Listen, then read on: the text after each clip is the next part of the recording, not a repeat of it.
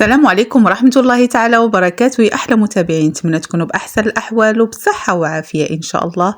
اللهم صل وسلم وبارك على سيدنا محمد وعلى آله وصحبه أجمعين. نبداو فيديو بالصلاة والسلام على سيدنا محمد. بالنسبة لهذا الفيديو ديالنا نشارك معكم يكون فيه طريقة ديال التحضير ديال الحامض مصير وكذلك السمن البلدي أو السمن الحر، وخصوصا الشهوات المغربيه فما يمكنش نحضروهم بلا هاد جوج حويجات. هاد الثنائي هذا فضروري يكون عندنا في المطبخ ديالنا المغربي. نتمنى انه ينال اعجابكم خصوصا بطريقتي، فما كياخذش معكم صراحه لا وقت ولا مجهود، خصوصا الا كنتم مزروبين بالسمن فكيتحضر في غضون اسبوع تقريبا.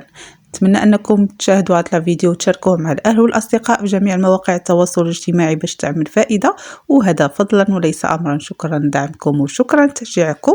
ويلا نبداو الوصفه على بركه الله، او الطريقه ديال الحامض مصير هي الاولى. كنحتاجوا الحامض يكون جوده مزيانه، خصوصا يكون فيه الماء لانه ما يكونش ناشف باش يجينا مزيان. هاد الحامض مصير فهو ما كيجيش معسل، كيبقى محافظ تماما على الشكل ديالو، وحتى من الداخل كيبقى رائع صراحه. كيف ما تشاهدوا في الفيديو في الاخر غنوريكم الحامض كيف كيبقى طري، وحتى اللون ديالو كيبقى ما كيتغيرش نهائيا. كناخذوا الحامض كيف ما سبق لي ذكرت لكم يكون مزيان وفيه الماء، ومن بعد كنغسلو وكنمسحو، وكناخذ فرشيطه او شوكه وكنبقى نثقبها بهذا الشكل هذا. ما كنقسمو ما حتى حاجه، كنخليه صاين بهذا الشكل هذا. كنبدا نوضعو في القرعه وكنحاول نضغط مزيان وندخل هذاك الحامض مزيان باش ما كيبقاش الفراغ بزاف. فانا الصراحه مازال الحامض ما وجدش في هذا الوقت هذا، مازال ان شاء الله الشتيوه تصب وربي يعطينا خيرو. من بعد كناخذ الماء كيكون طايب مزيان حتى كيطلق السبوله، ومن بعد كنخليه يبرد تماما. عندي هنا تقريبا واحد 2 لتر ديال الماء، كنضيف ليه 7 ديال المعالق صغار ديال الملحه، اي نوع ديال الملحه عندكم، غير دوك المعالقات ديال الملحه كيكونوا عامرين مزيان كيف ما شاهدتوا. وكنبقى ندخلهم هكا في القرعه. كيف ما يمكن لكم تستعملوا اي حاجه، بالنسبه للقرعه صراحه كتجي عمليه. طريقه سهله وكيتحضر بسرعه وكيجي لذيذ. ولا بغيتوا الحامض معسل ما عليكم الا تخليوه ليا في التعاليق ونشاركو معكم على الراس والعين. من بعد ما كملت الكميه ديال الملحه كناخذ القرعه وكنحركها بهذا الشكل هذا مزيان حتى كتبان لي داك الملحه دابت تماما. ومن بعد يا سيادي كنكبوا على الحويمضات اللي عندنا، وها الحامض ديالنا ساهل ما كاينش مسهل منه. كنكب بهذا الشكل هذا حتى كتعمر لي القرعه تماما.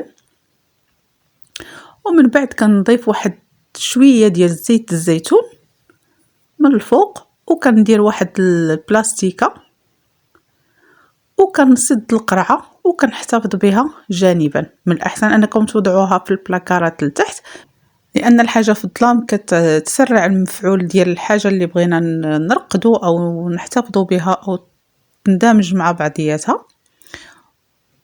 وكنخليوها جانبا بهذا الشكل هذا. انا نشارك معكم كذلك الحامض اللي كنت سبق ليا كنت محضراه كيكون هو هذا كيف ما شاهدتوا، فنهائيا ما كيتغيرش، غير اللون ديال الماء هو اللي كيتغير.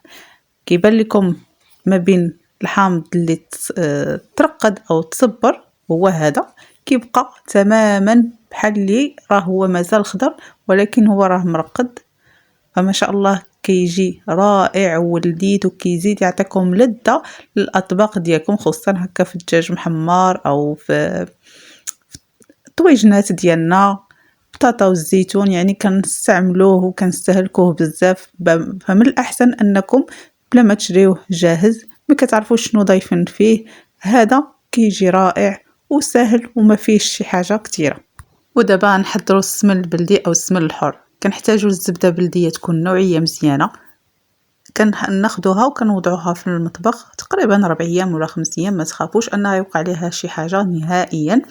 هذه هي الطريقه ديالي باش كنسرع عمليه ديال السمن وكيحضر ليا في وقت وجيز. كناخذ الماء والملح اللي استعملت في الحامض مصير نفسه كنخدم به الزبده. كنحاول نغسلها مزيان بالماء والملحه بهذه الطريقه هذه حتى كيزول لي هذاك الحليب تماما.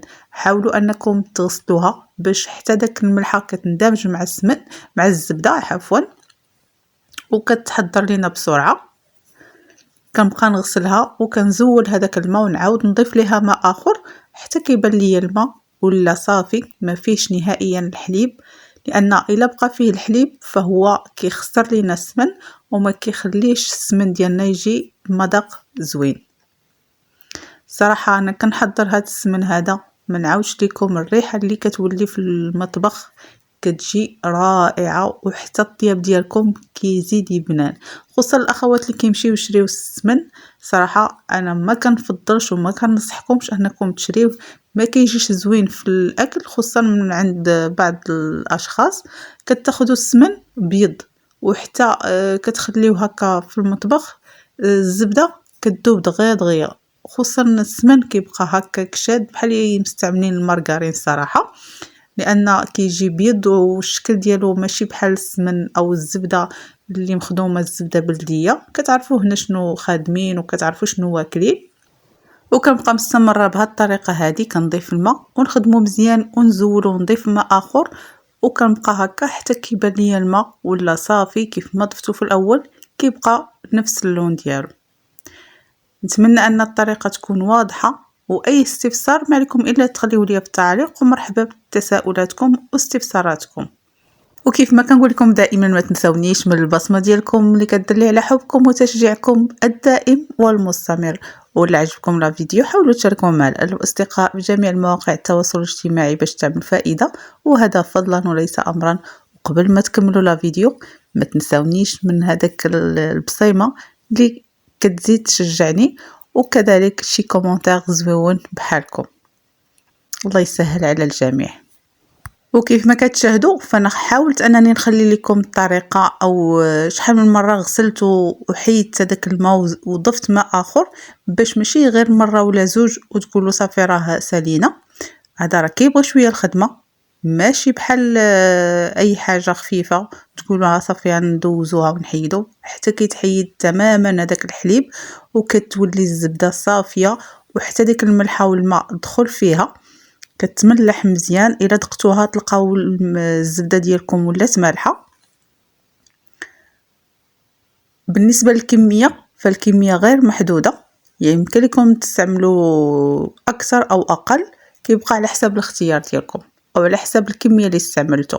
من بعد ما ساليت كنضيف واحد معلقه صغيره ديال الملحه، وكذلك واحد معلقه صغيره او نص معلقه كبيره ديال السمن اللي كيكون عندكم محضر قبل، كيكون فيه الريحه كيزيد يعطينا واحد المذاق وكيزيد يسرع علينا العمليه ديال السمن.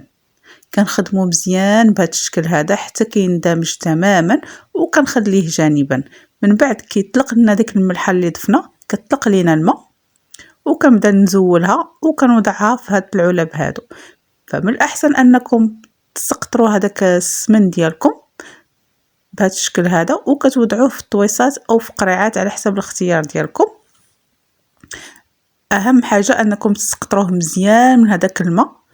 فانا كنسقطرو ونبقى هكا نسد الطاسه ونقلبها ونخليها مره نزول هذاك الماء ونوضعوه غير في البلاكار بلا ما توضعوه في الثلاجه. فكل ما زاد كل ما كيزيد يعطينا السمن الريحه ديالو او المذاق اكثر واكثر، كيزيد يتعزز لنا المذاق.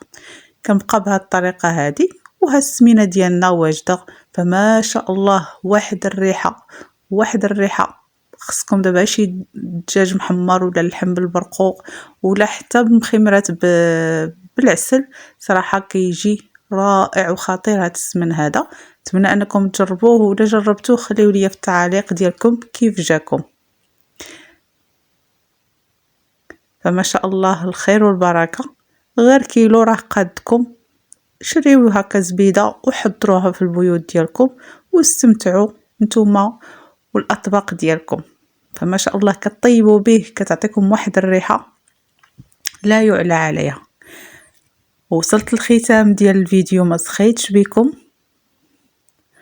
وإن شاء الله نتلاقاو في وصفة جديدة بحول الله وقوته. أستودعكم وأترككم في حفظ الله ورعايته، إلى فيديو وصفة قادمة بحول الله.